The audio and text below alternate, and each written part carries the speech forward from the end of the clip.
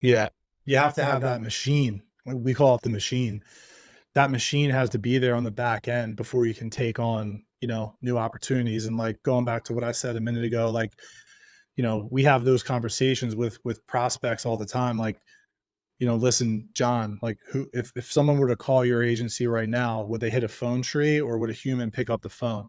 Because if we're running mobile click to call ads and they're hitting a phone tree, they're not going to convert.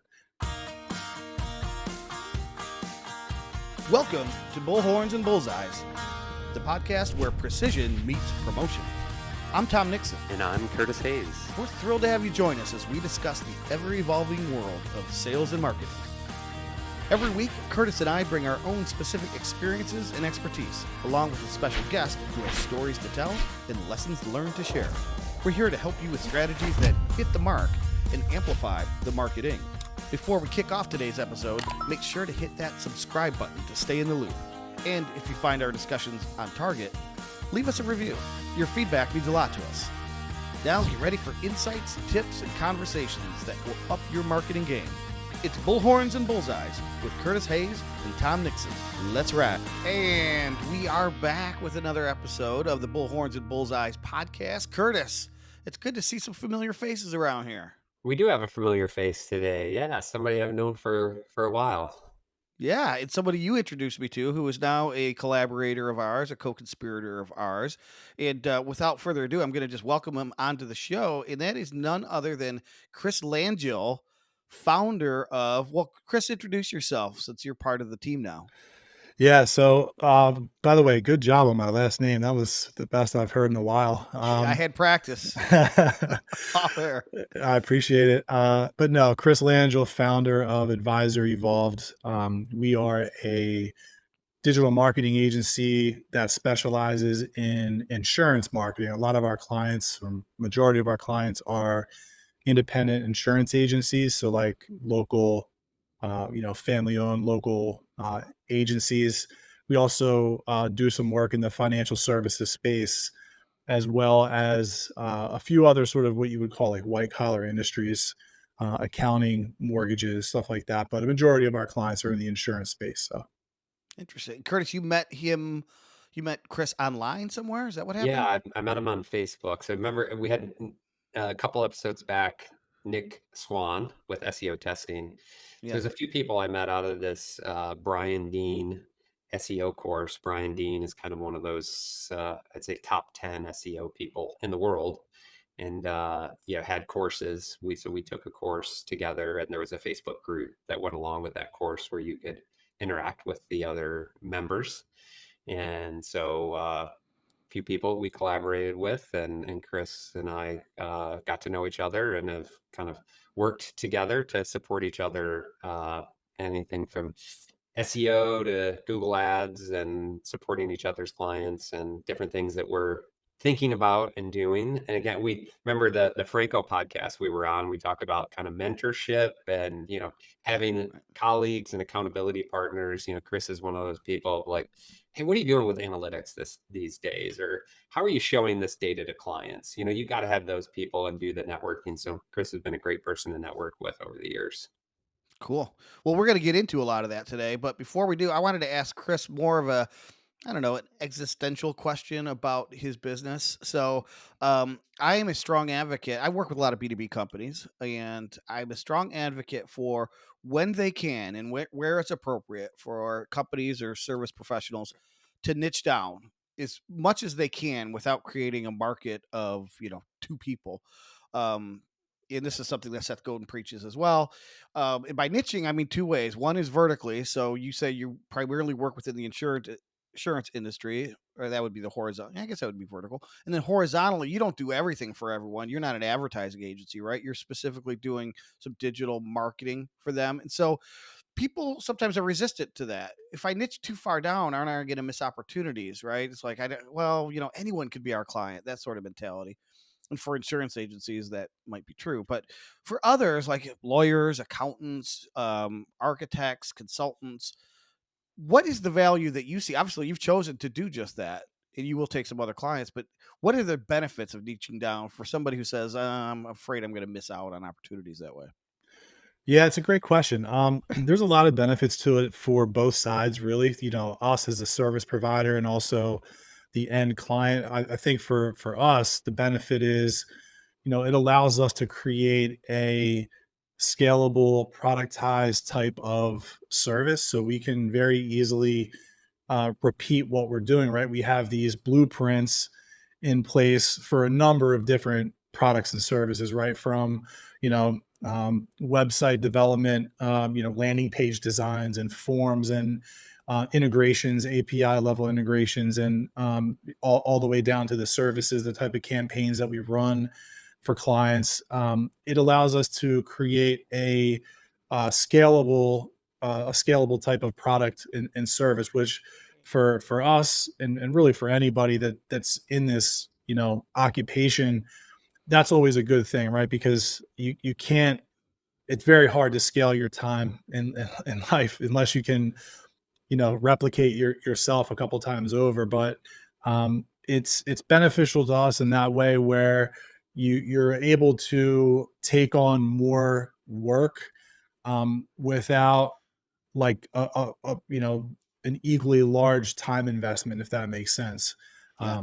To the end client, it's beneficial. There's a lot of things really, but for them, there's a lot of things, right? So, like, for example, we can charge less for our product compared to what an end client would pay if they went through like a generalist type agency, or like someone who is doing $20,000 project minimum work, which there's a lot of those guys out there. They do a great job and they're working with really big clients, but it allows us to have a much more competitive price point for what we're offering. Like, we think, and I think that we offer a ton of value for what our price point is. I mean, maybe even too much. We've had a lot of people that, again, the Curtises of the world and some of other people that I'm friends with in the industry, who are like, Chris, why are you only charging what you charge? Like, everybody around you is at least half, or 50% more. Um, and so that's one benefit to the end user, is like the price point, but also like they get to work with a true specialist, and that's not to toot my own horn, no pun intended. To your own Bullhorns, and bullhorn. yeah, Yeah. toot my own bullhorn. I see what you did there. You like that? But Yeah. but I'm a sucker for puns. Yeah. but it really does benefit them in that way, because, right, discovery calls, for example, instead of being 3 hours, now they're 30 minutes, because we already know ahead of time the Yeah. client demographic, their audience, what they're wanting to do, what they're wanting to target, what their goals are. It's funny. It's like when you've been doing this for as long as I've been doing it, it's like you can just do a quick search of the client ahead of time, and you already know how that call is going to end, how it's going to start, how it's going to end. You can kind of profile prospects very easily. Um, but for the client, sometimes, and a lot of times in our space, the clients don't know what they don't know, and they don't know what they want, and they have very hard time articulating that, because these are not people that by trade are designers or UX or UI professionals or marketing professionals. Like, they don't really understand how to even explain to us in some circumstances, like what they are wanting. It's like, buddy, we know. You don't have to like stress out about it. Like, we have, 2,000 clients that are insurance agencies that, are very successful because of our model. So that's a big relief to a lot of our clients when they're like, okay, like, I don't have to get you all this content. I don't have to get you all these, like, photos and stuff like that. Like, we have all of that ready to go out of the box. So it's definitely a win-win when you're able to niche down again for both sides. And, ultimately, I think the client really, they're the big winners, right? Because, from a time and pricing perspective, they don't really have to lift a finger. I mean, we manage everything for them. So for the business owners that are really not tech savvy, or they don't have the time or the internal team to manage these things on their own, and most business owners don't, it's just a big win for them. So that's a For long sure. answer to a short question, by the way. Yeah. No, I think the question was long too, so I'll allow it. But Well, Curtis, I'm going to let you if I tee can up. add real quick to Yeah. that, unless you had a question for me, Tom. Well, no, I really was going to let you already. tee up the topic for today because you mentioned being at an accessible budget point, and that's kind of what we're going to talk about. But go ahead and Yeah, add and then okay, so segue we'll into that. segue to that. I think that's a good segue. I'll say that, you know, Tom, we've had an opportunity to work with Chris with one of our insurance clients.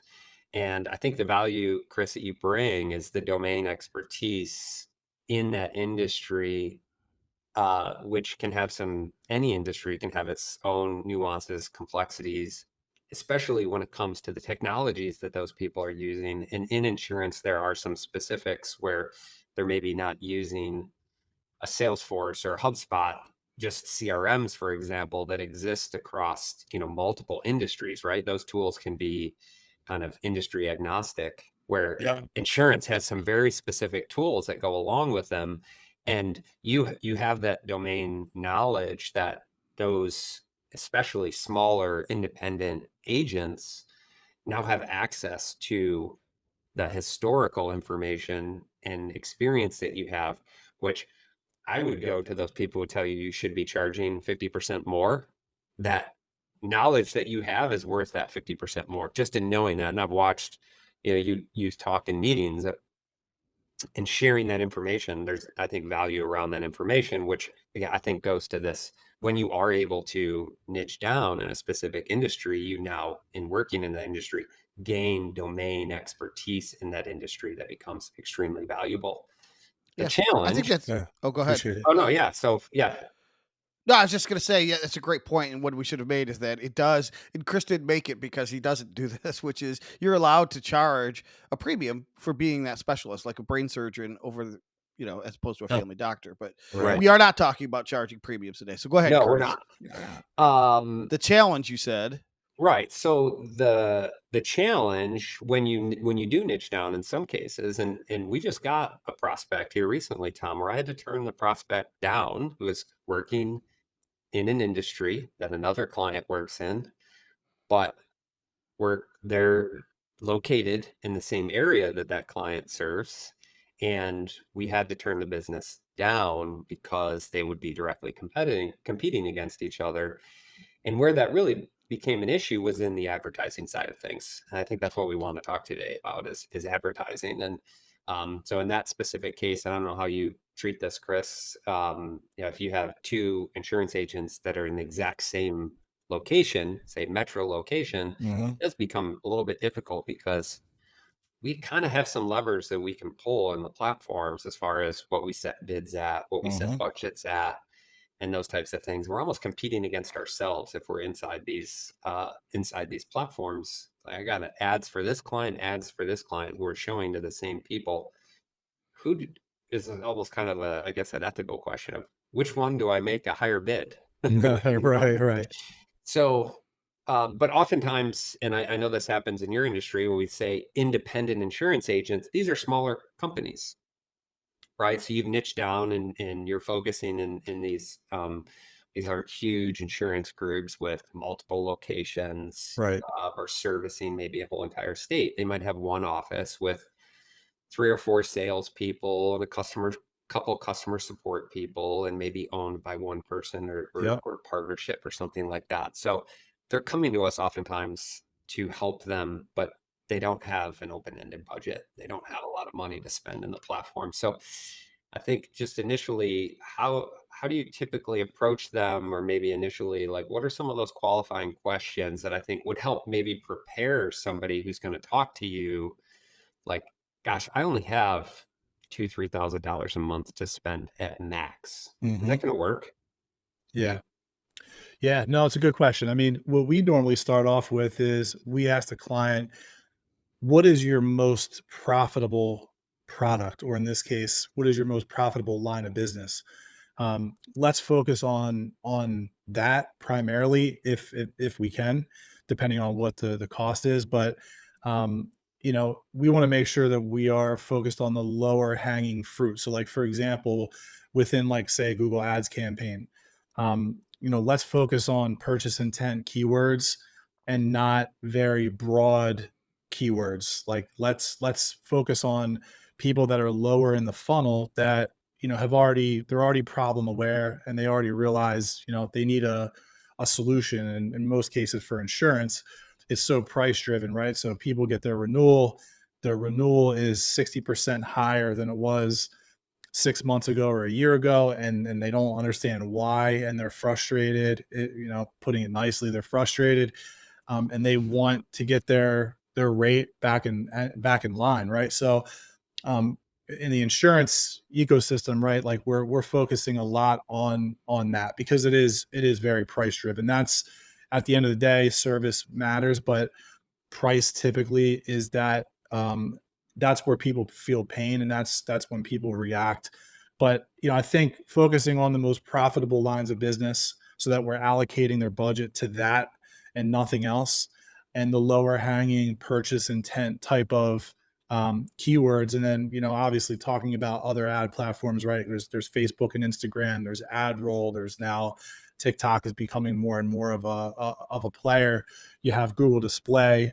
There's a lot of different ways you can spend someone's budget, but if somebody has a limited budget or a very small budget, it's like, all right, let's start at the top and kind of whittle it down to no fat on the bone, right? Maybe we reduce the size of the campaign. So like one mistake that we see a lot of people do when they're trying to do this themselves is like, they'll run their ad in the entire state of like California, and their daily budget's like $25 a day. And it's like you're trying to cover a massive area, and you have a lot of keywords in your ad campaign, but your budget's so low that you're only going to get maybe one click a day. So like 30 clicks a month. When you talk about the law of averages, like how many of those are actually turning into leads, like you'd probably be lucky to get maybe one or two. So the average person looks at that and says, well, I'm spending, $25 a day, and I'm not really, like, this isn't working. This, you guys don't know what you're doing. And it's like, no. Like you have some, and this is, I say this nicely, but you've heard the phrase, like, you have champagne taste on a beer budget, right? And I think that the average business owner is kind of in that sort of description, but not necessarily on purpose. Like they don't want to be like that. They just don't know any better and don't have a knowledge of how the platforms work. And everybody wants to get as many leads or as many customers as possible for the least amount of money. I mean, that there's nothing wrong with that. But it's definitely, that conversation can be a very short one and sometimes a very long one. We've had to talk some people off some cliffs before with, like, wanting to conquer the world, but their budget is $500 a month. And we have to politely tell them, like, look, you're only going to be able to really run one very small campaign based on the keywords that you want to, you're trying to get leads for. So Th- yeah. That's a delicate dance too, because it's funny you mentioned 500 as a random number, but I was thinking of the client that wants to start really small. So think of the client that's never done this before. So it's still relatively new, especially working in an industry like insurance, where it's slow to adopt anything new, right? They're risk averse by nature. That's what they do. Yep. So is there a point at which a client will come to you and say, "We just want to test this out, and can we try $500 a month?" Is there a point at which you're better off steering them, not because they're too small for you, but because that budget's not going to be effective, and they're probably better off spending that somewhere else? So how do you dance that delicate dance? 100%, 100%. And there was a point in time when we first started doing this, 6 or 7 years ago on the digital marketing side, where you take on any client that you can get at that point. You're starting out, you're trying to get your feet wet, you're trying to get some real world experience. And like now, fast forward to where I'm at now, like we turn a lot of people away, for a lot of reasons, not just budget, but um, I can go on and on about. But definitely it's a conversation that we have to have, because it's like, look, like, I already know, because I've done this for several hundred other agencies, how this story is going to end when your budget's $500 a month. Like, you're going to spend enough money to take yourself off, but you're probably not going to get a ton of results, especially like if you're like go into it with the mindset of, I just want to test this out for like a month or 2 months. And as Curtis knows, like with these ad platforms, like there's a learning phase, especially in new ad accounts, that could be anywhere from 30 to 120 days, right? Depending on the size of the campaigns and what all they're trying to target, bidding strategies, budget, et cetera. So yeah, when we come across folks like that, like we politely tell them, look, you know, do something else. Like it's not, if you only want to do it for 30 days, like it's not going to work. It takes time for these campaigns to really, for us to be able to optimize them. That's just the nature of how it works. I wish it, I think if it worked overnight, everybody would be doing it. But there's definitely, when you're working with a professional marketing agency, like hopefully, they'll be honest about that and say, look, like there's a ramp up period. Here are some things that you can be doing in the meantime to prepare for a higher volume of leads, having automation set up for follow up, having somebody who can pick up the phone, within a couple of minutes of getting that lead, those kinds of things. So, yeah, it's definitely, Mhm. sometimes it can be a hard conversation. Nobody wants to turn away business, but I think ultimately those clients, they don't realize it in the moment, but like a year from now, after they went to another marketing agency who did take their money, they Mhm. look back at us and say, Chris was right. Like, we shouldn't Yeah. have done that, So, well, let's talk about some of those additional costs. If you have a $500 budget, what maybe the client isn't also considering is there's the management fee, there's creative, Yep. whether it's a landing page, whether it's a form and integration, whether it's the creative, the images, a video, or whatever is going in social media. There's writing ad copy. I think there's the part that's oftentimes not considered, which you alluded to earlier, which is your expertise, Tom, which is if you want to do this appropriately or effectively, know who your customer is, know where your customer is, know your business, what's your best-selling product, what are people most likely to purchase, what is the most profitable product you can bring in, understand your competition, what's everybody else doing, can I make a space for myself instead of just doing everything that everybody else is doing. Um, so I think, yeah, it's almost like the client sometimes thinks that's all just included, Hmm. and Right. and it's not. We have to account for Right. those in the work that we're doing, and in the beginning, an initial setup, it could be kind of extensive, especially if we're going to do a lot of that research. Now, once it's running, your management fees plus your spend. But Hmm. that initial setup, there's time and effort. And again, Oh, we absolutely. didn't even talk about your domain expertise, which helps accelerate and improve what happens during that discovery. Yep. And that's something the client needs to consider as well. Yeah. Yeah, I think there's a base level myth that needs to be dispelled that any of this is easy. Big budget, little budget, right? There's so much work, as we know, that Yeah. goes into having an effective campaign that generates results someplace down the road.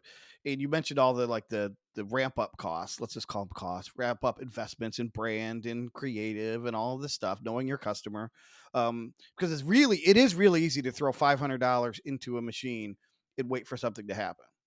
That's easy, Yeah. super easy. It never works, but it's super easy. And the So platform automate it for you. Like they've made it right, now dummy proof that you can build an ad very easily. Nothing may come out the other end, but it's very easy to right, put money in the slot machine and pull the lever. Like exactly. And Google is making that super easy.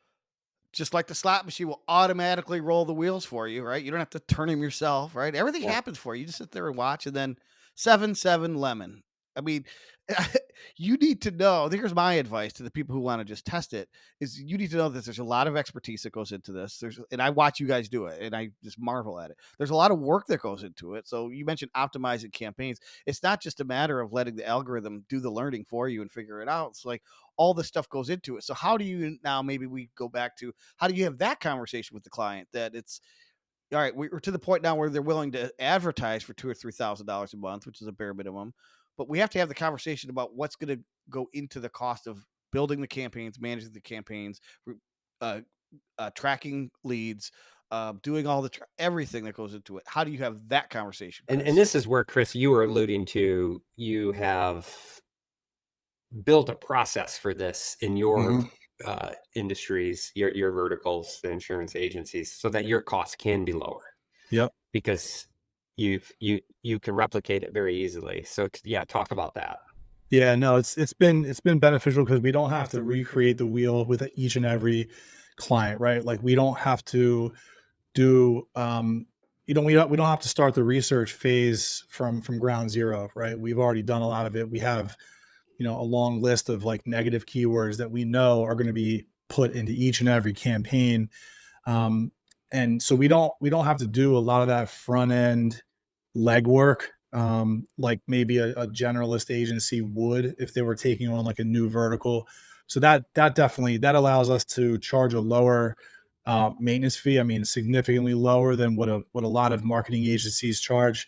But for the client too. I mean, if they're new, and a lot of independent insurance agencies specifically they're new at advertising to begin with, much less digital advertising. Like these are folks that have really survived on word of mouth referrals solely their entire existence, like real estate agents, loan officers, clients, family, what have you. Like that's how they've built and sustained their business over the years. And they're not used to spending $1 a month on, marketing, much less, two or 3,000. And like what you just said a couple minutes ago, I think, Curtis, is very true about like the casino analogy.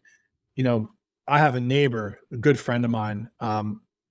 He likes to gamble. He gambles. He has this like app on his phone, and I'll know when he had a bad weekend because I'll see him the next Monday or Tuesday, and it's like he's just quiet, and I'm like, probably lost a couple bucks over the weekend, right?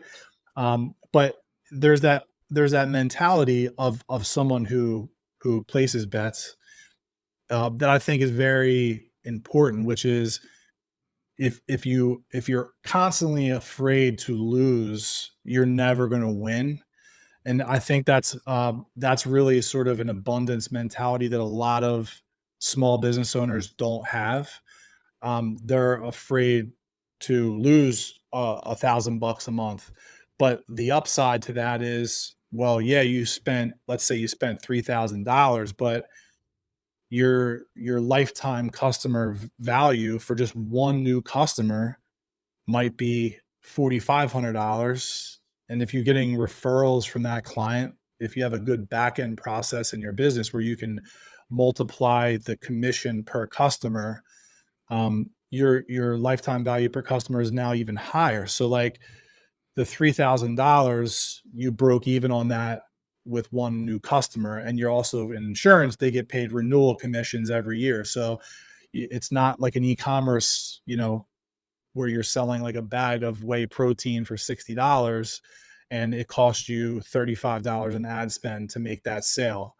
There's recurring revenue, so it allows the client to really recoup their costs a lot quicker than a lot of other industries. You bring up a great point, Chris, which what you're basically saying is, and here's the advice I get out of it. If you want to do this, make sure you have the process on the back end to make the most of it. Talk 100%. about aligning sales and marketing a lot on this podcast. Right. And what we're basically saying is you go to make that investment into marketing, you're going to put some money out there to maximize that. As leads come in, you want to not only make sure that they close, but that they have a good experience once they close, that you retain them as clients. And if you have the opportunity like you do in your industry, you turn that new prospect into a referral source for you. So that good experience that they just had with you now translates to that person going out and telling 3 or 4 friends or family members who then come in. And when you look at that big picture and you make sure that you have a process internally, it has nothing to do really with us. I mean, there's a connection to it. We should understand that process and what that looks like. But that's up to you, your salespeople, your customer service people, to make sure that you make the most out of every dollar that's spent, which is what every customer I think wants is, if I go and give you $1,000 a month, what am I going to get out of it? And there's a huge variable in that, which is, well, what are you going to do to make sure you get the most out of it? I'm going to try to load you with some leads, but then you've got to be able to close those leads and turn those leads into lifetime clients who then become referral sources for you. Yeah. You have to have that machine. we call it the machine. That machine has to be there on the back end before you can take on, new opportunities. And like going back to what I said a minute ago, like, we have those conversations with prospects all the time. Like, listen, John, like if someone were to call your agency right now, would they hit a phone tree or would a human pick up the phone? Because if we're running mobile click to call ads and they're hitting a phone tree, they're not going to convert. Do you have an automation on the back end of your web form that is sending out a text message when someone fills out your form on a Saturday morning and nobody's in the office? There's a lot of components that need to be in place on the back end before you can spend a dollar on marketing and advertising. And at the end of the day, you have to be a sales focused organization, and I think that's another area where a lot of businesses struggle, especially with insurance. Right? Like the reality is, in most states, it's a law that you have to have insurance. Like people have to buy insurance. So Right. like this sales process of selling insurance is not nearly as aggressive as it is in other industries. I mean, I remember going through the mall as a kid and people would, those little kiosks, right? Like there would be like a lady selling perfume or cologne and like she's up in your face, like spraying the cologne and she doesn't let you walk away until you buy a $30 bottle of cologne. And like that's borderline harassment to some people, but that's sales, right? Like sometimes you have to be aggressive. You got to go out and get the business. And that's a challenge in a lot of different industries where like people just have to come to you. And so you can some people have that mentality of like, I'm going to pick and choose, like cherry pick the best prospects. And that's not always possible in other verticals, but you definitely have to have the machine and you have to have a sales mentality to really get the most out of any advertising, whether it's, online or offline. Yeah, that was going to be actually my final thought on this whole thing is that even if you're doing digital marketing, it's very likely that the sale is going to happen offline. So don't just think of this again as that gumball machine where you put the coin in and out comes a gumball. You're going to have to, in your case too, because right, you're not representing Geico and Progressive and fill out a form online and get your instant quote, right? So a lot of times these people need to talk to a person, Absolutely. right? So if you All don't the have that time. mechanism in place, I had a client confess to me this week, said, well, historically, we've never been good at following up on leads. And I'm thinking, but you're hiring a lead gen firm Yeah. to give you more leads. What good is it going to do if you're not going to follow up the leads? Yeah, Anyway, don't you think you should fix that issue before you go and Yeah. right? Well, yeah. You're going to it compound the issue, really, is what you're going to do. You're going to make it worse. Well, then now you're spending money on it and Yeah, you're still seeing no results, right? right. So, yeah, did you have some? I just wanted to make sure because we are getting low on time here. So, yeah, no Chris, worries. did you have a final thought, or did you want to invite Chris to give us his final thoughts? I don't have a final thought. No, I think this has been a great conversation so far. Chris, anything to bow in it? Yeah, I would just say going back to the original topic, right? Advertising on a budget. Make sure you have the machine, make sure that you're sales focused, that you have your processes in place, and you're focused on the lowest hanging fruit possible. And yet, it does help to work with a specialist who knows your vertical, your ecosystem, your industry inside and out, so they can reduce the learning curve. They can speak your language, and really they can. Yeah, at the end of the day, give you a better experience, probably a lower cost as well. That's definitely a big part of having success. So yeah, it's a great episode. I appreciate you guys having me on. Yeah. So All what's right. kind of on your mind recently? Like, and a lot's changing in the digital space. AI is a big thing everybody's asking about. There's been a lot of Yeah. changes with analytics recently. GA4 got performance max Cookies. campaigns and Google Hmm. Ads. I mean, there's constant change. But what's on your mind these days, Chris? Or what's been on your clients' minds that they've been asking you about? Yeah, we get a lot of questions about AI. And naturally, right? It's like such a big thing right now, and I'm surprised to see how fast it's taken off. I mean, Google, integrated into everything now, it seems like. But I think as much as things change, they stay the same. In our industry specifically, like the word automation has been like a big buzzword for the last couple of years. And you have all these new technologies, and like at the end of the day, it's funny, like the telephone is still the most important sales weapon, revenue generating, like, especially in a relationship business like insurance. Like, you're going to need to get on the phone at some point, and that's how policies are typically bound and relationships are forged. But AI definitely has been at the forefront of a lot of questions, and in our industry, there's been a lot of advancements with technology over the last several years, but in the grand scheme, 30,000-foot view of things, there's still a lot of fragmentation. And so what I've been telling people is like, you know, let's make sure that like the agency management systems can like connect to a CRM or a website first. Let's cross that bridge before we get to AI. And there's also too, like, people may have seen the AI overlays in Google search results that were telling people to put glue on pizza and telling pregnant women to smoke cigarettes. Like, AI is not it's not a perfect thing. It might sound cool and it might work cool when you try it, but it's by no means is it in my opinion, out of beta, in the grand scheme of things. I mean, even the latest version of ChatGPT will sometimes give you weird results, and that's considered to be the most advanced AI model in existence, at least at the time of this recording. So it's interesting to see how it might play out, but I've been telling our clients to kind of stay pat and kind of wait for it to develop, especially within the insurance, economy of insurance. So that's definitely been like the hot topic though the last couple months. Yeah. People just emailing out of the blue, "Hey, do you guys work with AI?" And it's like they don't even know how to ask like properly about it, and it's like, AI, yeah, what it be more specific? Like, what are you trying to accomplish here? But people are just excited about it, and rightfully so. It's exciting. Well, Chris, where can people learn more about you or Advisor Evolved? Yeah, so advisorevolved.com. We also have a what you would call a sister brand, which is localtrafficmarketing.com. Check out our websites. We actually just had our main website property relaunched, which I'm very happy with. It took a lot longer than expected, but yeah, check us out online and Facebook, Instagram. I haven't dug too deep into the TikTok universe yet, but my teenage kids are, yeah. So, Yeah, but I'm getting there. we're gonna But have to eventually. we're gonna have to. Yeah. Yeah. Cool. All right. Well, we will link to all of that in the show notes, of course. Not your TikTok. We won't link to that just yet. We want to vet that a bit first. But thanks, Chris. It was, like I said, great to have some familiar faces around here. Yeah, And man. I'll tell you what I tell all of our listeners: don't be a stranger to bullhorns and bullseyes. See you next time.